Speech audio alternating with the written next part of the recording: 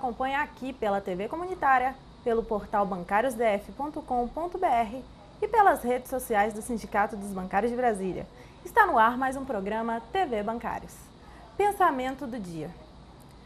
Antes de falar, ouça. Antes de agir, pense. Antes de criticar, conheça. E antes de desistir, tente. Em 15 de abril de 2005, sai decreto de homologação da terra indígena Raposa Serra do Sol. Veja no quadro Dias de Luta de hoje. 15 de abril de 2005, após muita mobilização, saiu o decreto de homologação da terra indígena Raposa Serra do Sol, que demarca 1,7 milhão de hectares para os indígenas Macuxi, Wapixanas e outros, em disputa desde os anos 1970. Esse foi um marco na conquista dos direitos indígenas. Em 2009, o STF decidiu a demarcação contínua da TI e a retirada dos não-índios. 15 de abril de 2005.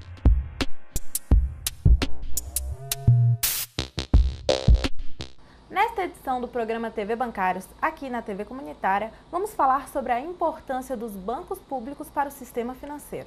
E para falar sobre o assunto, recebemos aqui o presidente do Sindicato dos Bancários de Brasília, Eduardo Araújo. Seja bem-vindo, Eduardo. Tudo bem? Obrigado, Janaína. Tudo bem? É um assunto muito importante para que todos tenham conhecimento. Certamente. É sempre um prazer recebê-lo aqui. Mas antes de conversar com o Eduardo, vamos conferir um trecho do seminário interno que aconteceu no sindicato e tratou justamente sobre o assunto. O evento ocorreu na última quarta-feira, 13 de abril, e contou com a palestra de Fernando Nogueira, que além de professor de economia da Unicamp, é ex-vice-presidente da Caixa Econômica Federal. Confira. Eu aprendi com a minha professora e a minha amiga, aliás, participou da minha banca, professor titular, a última vez que ela foi Unicamp, Maria da Conceição Tavares. Eu fiz o curso, primeira vez que fui a Arundel foi no curso mestrado. E ela falou assim, nunca diga nada sobre a economia brasileira sem mostrar evidência. Então, o que eu falo, eu mostro o número. Sabe? Por que isso é importante? Quando você, para o combate ideológico, você sabe que números economistas são bastante ortodoxos, conservadores, para o combate ideológico não adianta eu fazer uma proposição teórica. Cabe assim, eu mostro o número. Se ele não falsear meu número, a minha hipótese vigora. Tá? Então eu faço leitura de números, mas vocês vão ver de maneira bem fácil e eu vou ajudá-los a ler as tabelas, de maneira rápida. O que esse quadro mostra? Mostra que dentro do sistema bancário, você para fazer uma análise do sistema bancário brasileiro, você tem que focalizar meia dúzia de 5 bancos. Por que eu falo meia dúzia de 5? Porque o HSBC já foi comprado pelo Bradesco. Tá? E o HSBC, eu vou mostrar, já estava, não tinha estratégia, já estava perdido no varejo brasileiro. E por que existe tal concentração bancária no sistema brasileiro? Eu digo que, para meus alunos, eu posso dizer, para vocês também, meus companheiros, que para facilitar a minha vida. Como eu analiso o sistema bancário, sou um especialista nisso, basta eu analisar 5 que eu já estou analisando o sistema. Então eu falo, a concentração bancária foi para me ajudar. Tá? É uma personalização da concentração bancária. Está no DNA dos bancos a concentração bancária. E aí é bom o seguinte, 5 bancos, praticamente, né, se o HSBC ser integrado, tem 90% da rede de agências. Significa, o que são os bancos varejistas no Brasil? É o que eu chamo BIBICs. Brasil, Bradesco, Itaú, Caixa, Santander. Como para não ficar repetindo 5 nomes, eu vou falar daqui diante em BIBICs. Quando eu falar em BIBICs, eu estou falando essa meia dúzia de 5. Tá? É o BIBICs. Exatamente, mas é propositalmente, por isso que eu não falo BBBX, eu falo BIBICs para fazer uma ironia com BRICS. E aí soa sonoramente. Eu já registrei essa patente. Aliás, na última vez que eu tive uma palestra com a Érica, em Belém do Pará, no ano passado, foi para a Associação de Advogados da Caixa.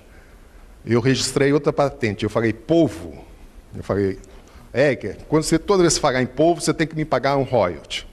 Que eu criei. Povo é passivo oneroso. vida ordinária. Eu fiz uma palestra sobre o endividamento popular. Então é assim, passivo oneroso, vida ordinária, que é uma dívida cara e pouca renda, nesse significado. Bom, então tem 90% das agências. Uma coisa que também tem que ficar claro, que nem sempre correlação é causalidade. Isso é um princípio da ciência. Olha que interessante, você pega os bancos públicos, privado nacional, privado estrangeiro, vê a participação em ativos e olha a participação em agências, você fala, pô, correlação praticamente perfeita, 44 a 44, né? 38 a 39, 18 a 16, está uma correlação perfeita. Mas correlação não é causalidade. Se correlação fosse causalidade, eu tinha descoberto a causa do câncer. Eu diria que a causa do câncer é beber água, porque todo mundo que bebe água, todo mundo que morre de câncer, bebeu água, né? Mas isso não é ciência.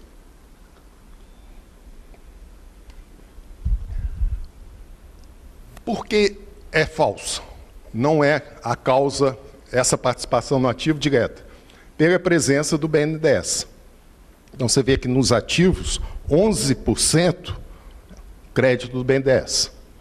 Então tem o BIBIX, Banco de Varejo, e o BNDES, que não tem nenhuma agência, mas tem 11% dos ativos, concede 11,4% do crédito no Brasil. Em função disso, BNDES, Banco Brasil, Caixa e os demais bancos públicos regionais, praticamente 54% das operações de créditos são os bancos públicos. E isso, eu vou mostrar a evolução depois, foi principalmente depois da crise com a atuação anticíclica para evitar a depressão maior, pós-2008. Ganhou market share. Em 2008, para vocês terem uma ideia, final de 2007, tinham 1/3 do market share, que era muito menor que nos anos 90. Nos anos 90, a Caixa era o maior banco da América Latina em ativos. E voltará a ser. Vocês podem ver que os ativos da Caixa estão com 13,9, Itaú está 15,1, 17. Mas você pega operações de crédito, já está próximo do Banco Brasil. E é essa a razão. Crédito imobiliário é em longo prazo, 20, 30 anos. Então, entra no balanço, ele não é como um crédito rotativo de curto prazo, ele entra e fica. Então, vai acumulando com o tempo, sabe? Então, isso dá um ativo imenso. E é um dos problemas da Caixa, de alavancagem. Não ter capital suficiente para carregar tantos ativos. E aí, a estratégia, a última coisa, uma das últimas coisas que eu estava fazendo antes de sair da Caixa, era fazer a securitização do crédito, justamente para rodar mais esse crédito e conseguir dar nosso financiamento habitacional, não ficar carregando em longo prazo. Vender para os fundos de pensão o CRI, né? Certificado de recebível imobiliário dos créditos, que é um bom crédito, boa avaliação de risco. Bom, aqui estão os diferentes market share da Caixa. Vocês vão perceber, depois eu vou detalhar isso, que ela tem grande competitividade em depósito, em operações de crédito, agora em lucro, tem 10% do lucro do sistema. O Banco Brasil tem 11%. Então, os bancos públicos ficaram com um lucro bem menor do que dos dois grandes privados nacionais, 15% e 22%, arredondando, do Bradesco, do Itaú, né? Bradesco e Itaú. Isso é um dos pontos que eu também vou analisar adiante.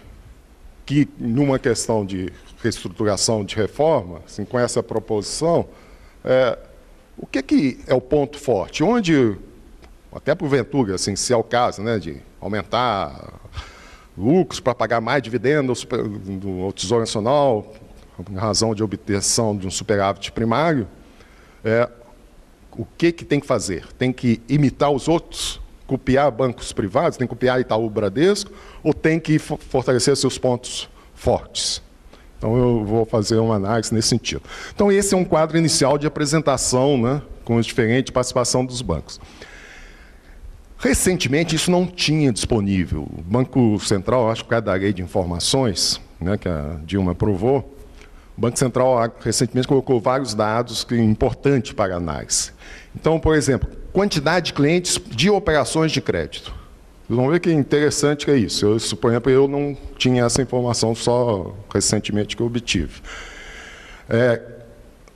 Dos 115 milhões de clientes de operações de crédito, 86 são atendidos por esses 8. Eu pus o BIBIX, mas o HSBC já vai ser fundido com o Bradesco, né, uma marca que vai desaparecer no Brasil, como banco de varejo. Votorantim, metade das ações já é do Banco Brasil, e PAN, uns 42%, se não estou enganado, da Caixa. Então, isso aqui já está integrado. O que é relevante nessa estatística? Olhem só. Você tem 86% dos clientes e os demais 11 clientes, até o Safra já é 0% clientes, por causa de arredondamento. O que significa? O Brasil tem 158 bancos. Os demais não são banco varejista. O Safra já não é um banco varejista, é um banco que atende a colônia judaica em São Paulo. É um banco atacadista. Então, quando a gente está falando de banco varejista, estamos falando de muito poucos bancos nesse universo. Quando listar, e até a sociedade tem uma má impressão, né? Porque a sociedade fala assim, parece que tem banqueiro a dar com pau no Brasil. E eu sempre falo, banco relevante são 5. Tá?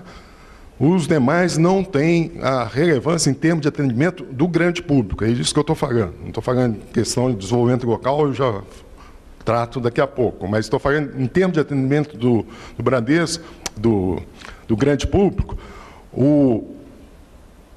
90% das operações, meio bilhão de operações realizadas, né, até o último balanço divulgado pelo Banco Central, 90% são desses 8 maiores. Sendo que os 3 aqui, você vê que tem 10%, né, 4 e 2. Tá? Então, novamente, um dado assim, para a gente pensar. Não são poucos clientes de operações de crédito. Talvez até surpreenda, né, porque a gente vê sempre conta corrente. E são 115 milhões de operações de crédito. Você fala assim, o sistema bancário não atende a população brasileira? Menos. Por quê? A população economicamente ativa, só para ter um parâmetro, praticamente arredondando 100 milhões de pessoas. E você tem 115 milhões. Então, você vê que tem clientes que têm vários créditos, né? Vários tipos de crédito. Nós vamos analisar isso. Então, Eduardo, tivemos um seminário no sindicato com o Fernando mostrando os dados, os posicionamentos, dados inéditos dos bancos no contexto. E em quais áreas os bancos públicos são essenciais? Olha, nós estamos tendo um momento muito importante para tratar desse assunto, né? Nós estamos aí, à véspera do Congresso Nacional, promover um golpe de Estado, porque os bancos públicos fizeram um papel de fazer política pública, ou seja, atender a população mais necessitada, de gerar o pagamento, seja da Bolsa Família ou de outros instrumentos de ação social do governo via Banco do Brasil e Caixa, que foram repostos esses recursos logo depois de passar do exercício financeiro, que é o final do ano. Então, os bancos públicos, eles são agentes do governo, né? São patrimônio do povo brasileiro e são agentes do governo para atuar em políticas públicas, além de atuar em outros mercados. Mas, se a gente falar em... E aí, só voltar um pouco, né, para a gente recapitular, que é a questão da pedalada fiscal que está sendo julgado no Congresso, é exatamente a atuação do Banco do Brasil e da Caixa em nome do governo para atender uma população que precisa. E esse dinheiro, além de ser sempre reposto, né, ou seja, ele sempre é reposto para os bancos, ele ainda tem uma taxa bem poupuda que a Caixa e o Banco do Brasil recebia para executar essas políticas. Então, não houve nenhum crime que os bancos públicos fizeram. Mas o banco público só serve para isso? Não, é lógico que não, né? Então, nós temos aí a percepção de que são 6 maiores bancos do Brasil, já dominam 90% de todo o processo de atendimento à população, de crédito, de captação. Então, esses maiores bancos têm 2 que são públicos, né? Banco do Brasil e Caixa, estão aí com maiores ativos ou com grandes operações. Então, e se a gente pensar a importância desses bancos para a população, é dizer, qual taxa de juros talvez nós estivéssemos pagando se não fosse bancos públicos para atuar no mercado de crédito rural, que é uma essência do Banco do Brasil, e a habitacional, uma essência da Caixa. Será que esses bancos privados iriam atender esse mercado? Teriam condições de colocar dinheiro à disposição disso? E o que eles fariam se eles colocassem a taxas muito maiores, né? Então, certamente a gente teria um problema maior para produção de alimentos, né? Que é o caso do crédito agrícola, e a gente teria ainda um déficit habitacional muito maior do que o que a gente já tem. Então, colocando só esses dois bancos e esses dois itens, a gente já vê a importância que tem essas duas empresas para o Brasil. Do ponto de vista de mercado, de regulação do mercado, também há uma possibilidade. Quando a gente vê ali na apresentação do professor, que grande parte do dinheiro captado está vamos dizer assim, que os bancos acham que é o filé, está em São Paulo, ou na região metropolitana de São Paulo. Mas esses bancos privados que fazem isso naquele grande centro, eles não fazem isso no norte, no nordeste, no centro-oeste. Então, se não fosse a existência desses bancos nessas regiões, certamente as pessoas não teriam acesso a crédito lá, ou até poupança para eles fazerem, né? Porque aí os bancos privados só ficariam interessados em atuar onde eles têm maior lucratividade. Ou seja, impactar diretamente no desenvolvimento do país. Perfeito. E qual é o papel que os bancos exercem em momentos de crise econômica como essa que a gente está passando? Então, nós tivemos dois momentos de crise econômica agudas. Agora tem um processo que é maior crise política do que a econômica. Mas em 2008, a crise do subprime americano, então nós tivemos um momento em que os bancos públicos, eles ampliaram a sua participação no mercado. Então eles captaram, o Banco do Brasil, por exemplo, pegou mais de 3 milhões de clientes em 2008 para 2009, porque os bancos privados restringiram o crédito, né, e fizeram uma política de não abrir contas. Então, não fosse a atuação do Banco do Brasil e Caixa, não teríamos ali um processo de bancarização de grande parte da população brasileira. Já em 2012, já houve uma política de redução de juros. Havia a redução da taxa Selic para patamares mais, vamos dizer assim, mais humanos, né? Então, se considerar o restante do mundo. Então, houve uma redução da taxa Selic, mas a gente não via a redução da taxa de juros para o tomador do empréstimo simples ou do consignado. Então, aí o Banco do Brasil e a Caixa atuaram de novo para que houvesse uma redução da taxa de juros, né, no mercado brasileiro. Isso quem ganha é a população, porque se você deixa de cobrar juros e, como a gente chama dos bancos de sugadores, né, sugadores em diversos olhares, que pode ser sugar o sangue das pessoas ou sugar o dinheiro do mercado e concentrar em determinado setor, como é o caso de São Paulo. Mas como eles tirariam o dinheiro e deixariam a população a mercê, então esses bancos têm a capacidade de contrapor determinadas políticas de mercado que são apenas para concentração de renda. Então, na verdade, você tem que, quanto menos juros você cobra, mais o dinheiro circula, não só para a população, mas para os comerciantes.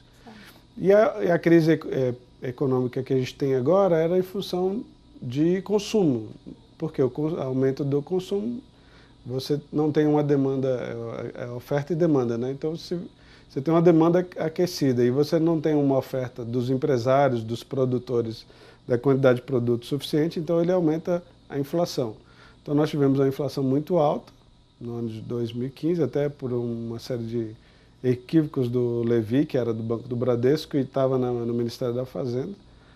Mas a gente teve uma crise financeira, porque aí gerava inflação. Então houve uma restrição geral do crédito, aí os bancos públicos atuaram para que houvesse, como reduzir o crédito, então atuaram para que houvesse uma redução da inflação. Só que com redução de inflação pode matar, é um remédio que pode matar o paciente. Então você diminui a capacidade de consumo e você tem então aí um aumento da recessão, ou seja, você diminui o dinheiro em circulação para que os preços possam cair. Então aí os bancos também atuam nesse sentido, mas eu creio que ele pode ser utilizado muito mais para o benefício do desenvolvimento do país do que nesse momento atual. Mas a gente tem a história que mostra isso. E estatísticas, né, dados estatísticos que ele mostrou que comprovam essa tese. Eduardo, você já falou aí que os bancos públicos já fizeram muita coisa para ajudar a desenvolver nosso país, né? E qual a importância de manter ainda eles públicos? Então, né, a gente olha, eu falei pouco do BNDES, né, mas o BNDES é um banco do Estado brasileiro e que atua para grandes empreendimentos e para empreendimentos com taxa de juros mais baixa, principalmente máquinas, equipamentos. Então, esse crédito ele é bem mais barato, é até subsidiado com recursos dos trabalhadores, e que, se não tivesse isso, nós não veríamos nenhum empresário querer colocar dinheiro próprio em determinados investimentos que durariam 10 anos para dar retorno, ou 5 anos.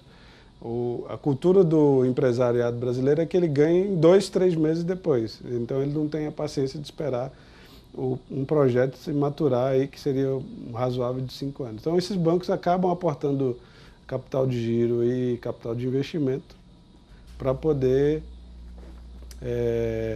os empresários utilizarem taxa de juros barata e ganharem com seus lucros. Mas, com isso, a gente também tem geração de emprego, distribuição de renda, né? Um jogo da economia. Mas, se não houvesse isso, a gente teria aí um desemprego muito mais alto no nosso país e certamente uma crise social sem precedentes.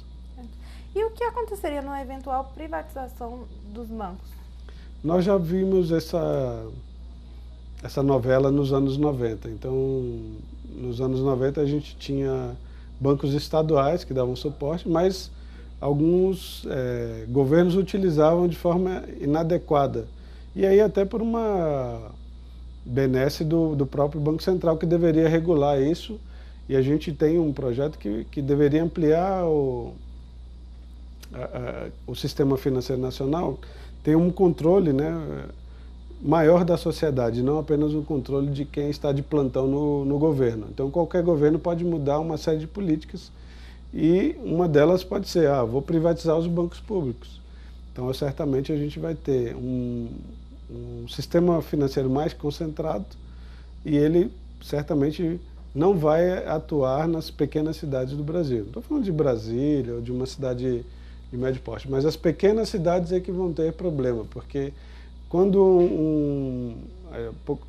muitos anos atrás a gente viu, né, uma pessoa ia receber um benefício e não tinha uma agência bancária ali, como ele utilizar um sistema para poder sacar o dinheiro ali. Ele ia para uma outra cidade, sacava o dinheiro na grande cidade, fazia as compras na outra cidade, enquanto a cidade que ele morava continua sem geração de emprego local. Não tinha um comércio, não tinha uma série de questões naquela comunidade. Então a gente vê que sem os bancos públicos para atuar e ocupar um pouco desse mercado, nós vamos retroagir aí pelo menos meio século de desenvolvimento. Certamente.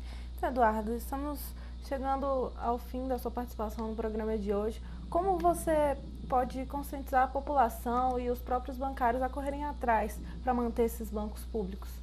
Então, a principal função do sindicato, né, é proteger, além do emprego dos trabalhadores, não necessariamente dizer que quem faz concurso público é alguém que não trabalha, né? Os bancários trabalham e trabalham muito, né? A gente tem aí pesquisas de adoecimento em função do estresse e da quantidade de serviço que é colocada para cada bancário e bancária. Mas nós temos que defender não o emprego enquanto categoria, né, não é um problema corporativo, mas nós temos que defender essas instituições enquanto um importante capital do país para poder gerar desenvolvimento. E a população tem que ficar atenta para não cair nos contos mais fáceis. Se privatizar vai melhorar.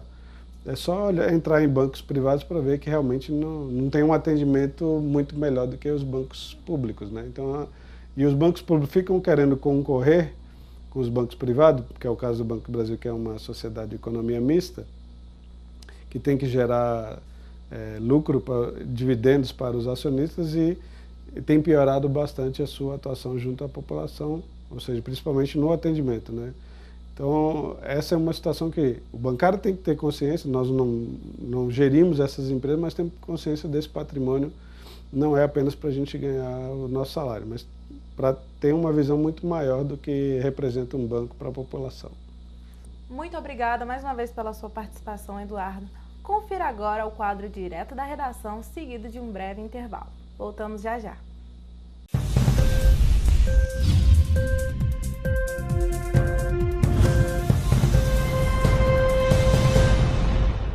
Olá, está começando aqui mais um Direto da Redação no Sindicato dos Bancários de Brasília e a primeira notícia que eu separo é que nas eleições da CACI, o sindicato apoia a Chapa 2. Os bancários do Banco do Brasil elegem entre os dias 11 e 22 de abril seus representantes para a diretoria de planos de saúde e relacionamento com clientes e para os conselhos deliberativo e fiscal da CACI. O Sindicato dos Bancários apoia e orienta o voto na Chapa 2, Juntos pela CACI, encabeçada pela Miriam Foch, que concorre à reeleição para o cargo da diretoria de planos de saúde e relacionamento com clientes. Vamos falar agora sobre Caixa. Sindicato fecha Girete e fortalece o dia de luta contra a reestruturação. Na manhã da terça, dia 12, empregados e empregadas da Caixa de Brasília se juntaram aos trabalhadores de todo o país no Dia Nacional de Luta contra a Reestruturação. Por mais transparência e respeito aos empregados no processo, o sindicato organizou ato na gerência de filial retaguarda de agência. Durante a atividade, que paralisou a unidade até o meio-dia, os empregados manifestaram a sua insatisfação com a empresa, que deu início ao processo de reestruturação sem diálogo com os representantes dos trabalhadores, prejudicando milhares de empregados. Só em Brasília, 570 empregados foram relocados com cortes de funções. Seminário realizado pela FETEC CUT-CN e o Sindicato dos Bancários de Brasília discute o cenário atual dos bancos públicos. A Caixa Econômica Federal foi o ponto de partida para a discussão mais ampla a respeito da função estratégica dos bancos públicos no seminário interno, Conjuntura, Sistema Financeiro, Bancos Públicos e Função dos Trabalhadores, realizado na quarta, dia 13, pelo sindicato e pela FETEC CUT-CN. Fernando Nogueira, professor titular de Economia da Unicamp e ex-vice-presidente da Caixa dos anos de 2013 a 2007, tratou do tema a partir da interação do banco com empresas do sistema financeiro. Bancários do BRB aprovam proposta de PLR na terça, dia 12. Em assembleia realizada na sede do sindicato na terça, dia 12, os bancários aprovaram a proposta de distribuição da PLR referente ao segundo semestre de 2015. A proposta foi a última apresentada em negociação com o banco no último dia 8 de abril. O sindicato ainda apresentou nova reivindicação de se elevar os valores para o grupo 5. Porém, o banco foi taxativo e afirmou na segunda-feira, dia 11, que não haveria espaço para se elevar além do valor apresentado no dia 8. Com a aprovação, o pagamento deve ser realizado no próximo dia 20. Como os valores são inferiores a R$ 6.000, não haverá desconto no imposto de renda. Funcionários do Santander definem pauta para o aditivo à Convenção Coletiva de Trabalho. Representantes dos funcionários do Santander realizaram o encontro nacional na terça e quarta-feira, dia 12 e 13, em São Paulo, e definiram as propostas para a pauta específica referente ao acordo aditivo da Convenção Coletiva de Trabalho, que será debatida com o banco. Poucos avanços marcam segunda mesa de negociação entre sindicato e a Caixa. A segunda reunião de mesa de negociação da Caixa de 2016 terminou com vários impasses. Durante a reunião foram tratados os seguintes assuntos: reestruturação, denúncias de descomissionamento de gestantes, licença paternidade, promoção por merecimento, banco de horas, FUNCEF contencioso jurídico, além de custeio dos procedimentos para tratamento odontológico. E a matéria completa você confere no site do sindicato. Até o dia 22 de abril, o sindicato oferece bolsa para curso de teatro. Bancários sindicalizados e seus dependentes podem participar gratuitamente do curso de teatro ministrado pelo Instituto Fabiana Cami. O sindicato oferece 10 bolsas integrais para o curso que será ministrado no Teatro dos Bancários. Os interessados em participar devem procurar a Secretaria de Cultura do sindicato ou ligar no telefone 3262-9048. Lembre-se, as inscrições vão até o dia 22 de abril, das 9 às 15 horas. E termina aqui mais um Direto da Redação. Para mais informações, acesse bancariosdf.com.br. Até a próxima!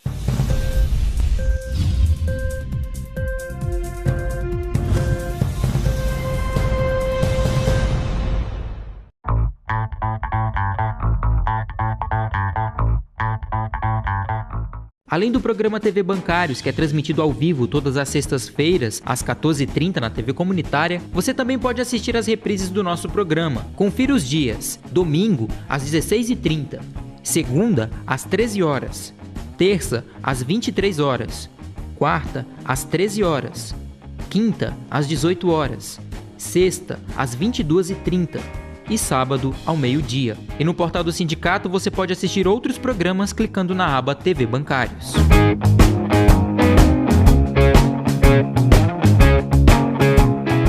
Agora quem assiste o programa TV Bancários pode enviar sugestões de pauta e perguntas para os nossos convidados. Nossos contatos são tv@bancariosdf.com.br. Anote também o número do nosso WhatsApp, 61 7818 7251. Participe!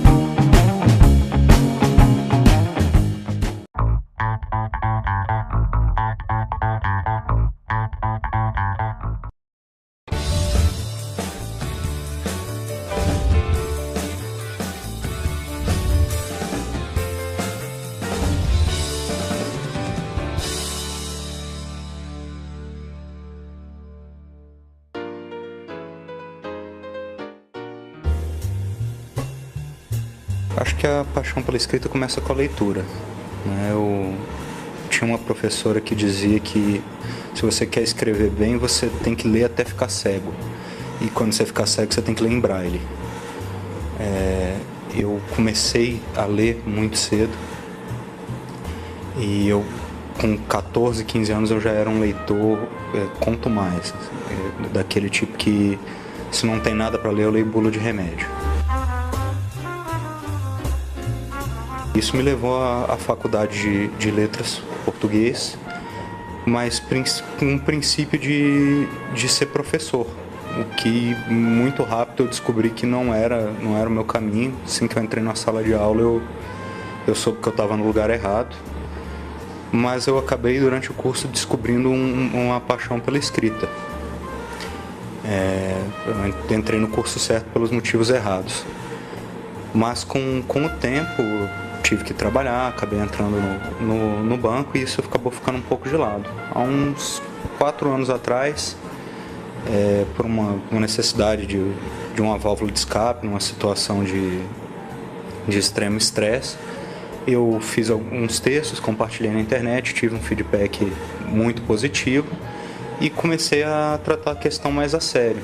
Desde então eu tenho produzido aí o equivalente a uns 2 livros em contos e crônicas, que eu publico esparsamente como partes de coletâneas de contos e crônicas, até desenvolver um currículo suficiente para ter um livro inteiramente meu.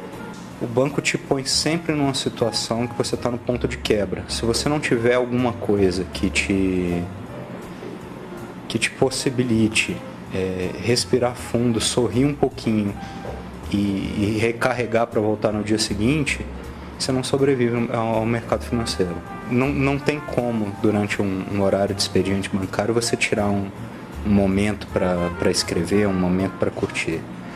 Então, normalmente quem faz qualquer tipo de produção artística vai trabalhar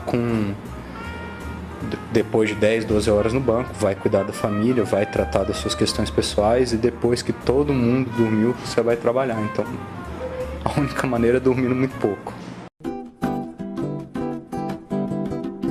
O mercado editorial brasileiro, ele tem... Primeiro, a peculiaridade é que o brasileiro lê muito pouco. E segundo, que a produção brasileira é cara. Você produzir um livro no Brasil custa caro, você colocar ele dentro de uma livraria custa mais caro ainda, e o retorno é muito baixo, porque você tem poucos leitores. Então o mercado acaba sendo muito restrito. Antes de você conseguir publicar um livro seu, você tem que produzir um certo currículo de publicações em revistas técnicas, em revistas de nicho, ou como eu tenho feito em contos, em coletâneas de contos e crônicas de outros autores.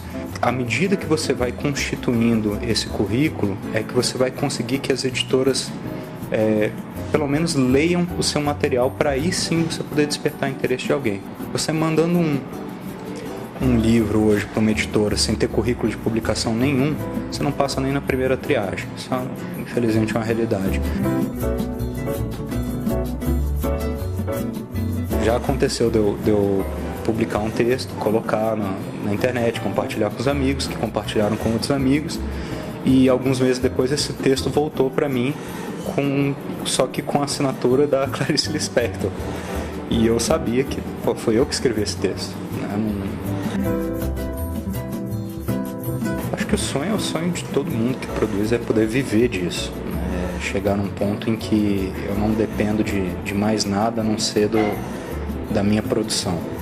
Mas, considerando as restrições do mercado brasileiro, eu acho que eu já me daria por realizado se um dia vendo um livro publicado nas livrarias com o meu nome ali na capa já seria uma realização imensa. Eu tenho contos a serem publicados ainda nesse primeiro semestre pela editora 8,5.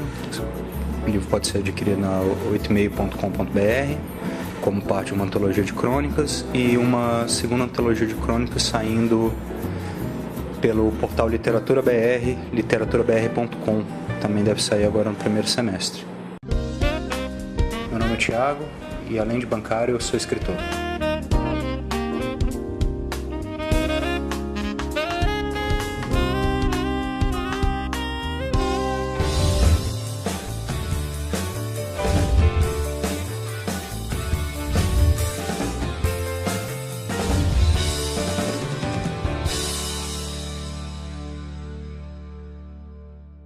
Parabéns pelo trabalho, Thiago.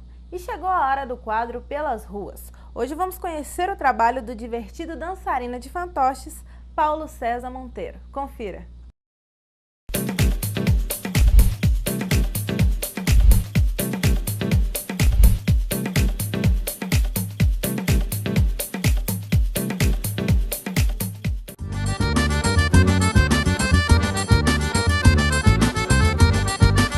Há muito tempo atrás, conheci uma pessoa chamada Paulo de Tarso Mamulengo. Estive na casa dele e vi aqueles bonecos lá que ele estava confeccionando. Uma vez ele falou para mim: rapaz, me ajuda aqui a fazer essas confecções. Aí comecei a elaborar um bonequinho aqui, um bonequinho ali. E ele viu que meu interesse era grande e falou para mim: poxa, Paulo, faz um boneco para você. Eu falei: agora eu faço. Aí não fiz. Aí, passado esse tempo, resolvi ser palhaço. Pegava um saquinho de pirulito no sinal e ia brincando com as pessoas, interagindo com ela aqui, perguntando ali: olha, com emoção, esse pirulito é seu, com gratidão. Agora não esqueça não, meta a mão no bolso e me dê um tostão. E foi naquela brincadeira de pirulito aqui, brincadeirinha de palhaço ali, levando todo mundo ao entendimento na brincadeirinha do palhaço. Certo dia eu estava no sinal, passou uma pessoa que até era bancário e me deu uma revista. Sabe? E essa revista falava sobre Mamulengo. Aí eu me revi há um tempo atrás que eu mexi com isso, com esse Paulo que eu estava falando. Eu, lendo essa revista, percebi que o Mamulengo está acabando, essa tradição nordestina, essa arte quase não existe. E resolvi fazer a bonequinha. Sendo que um tempo atrás eu fiz uma boneca para poder brincar no carnaval. Poxa, eu mal saía de casa. Entrava no primeiro barzinho, as pessoas não deixavam eu sair mais. Aí tem uns bons 5 anos ou mais um pouquinho, que eu resolvi fazer outra boneca, que seria essa, Viviane, que seria minha vizinha, que tem uma vizinha tão chata, que é aquelas que não olha para si, olha para os outros, e a vida dela não está muito correta, que ficava brigando com as crianças lá na rua lá. Aí eu falei: ah, tá bom, o nome dela é Viviane. Pode ser Mafalda, pode ser Beth, depende daquela sua vizinha que você não quer muito bem a ela. Nunca fui circense, nunca pisei num palco e tampouco me convidaram para poder fazer algum teatro. Eu acho que nesse ponto aí foi um pouquinho de autodidata, resgatando a minha família que é cearense, vindo do Nordeste e convivendo com as pessoas que mexem com o boneco, com essa arte. Se alguém se interessar pelos bonecos, uma boneca dessa, um boneco masculino, ou os pequenininhos, ou marionete, ou fazer um empanado, soltar aqueles bonequinhos de mão, meu telefone para contato é o 96 28 28 29. Esse telefone é da minha casa, estamos lá 24 horas ligado e quem atender vai deixar um recadinho para mim. Hoje eu estou aqui de satisfação, agradeço os bancários por essa oportunidade de estar aqui, sabe, divulgando a minha arte, fazendo minha alegria. Meus amiguinhos, meus amigão, chegou nossa hora de trabalhar e levar o pão a cada dia em casa. Eu agradeço a sua boa vontade. Viviane, minha amada, minha emoção, tá aqui dando tchauzinho para vocês nessa ocasião.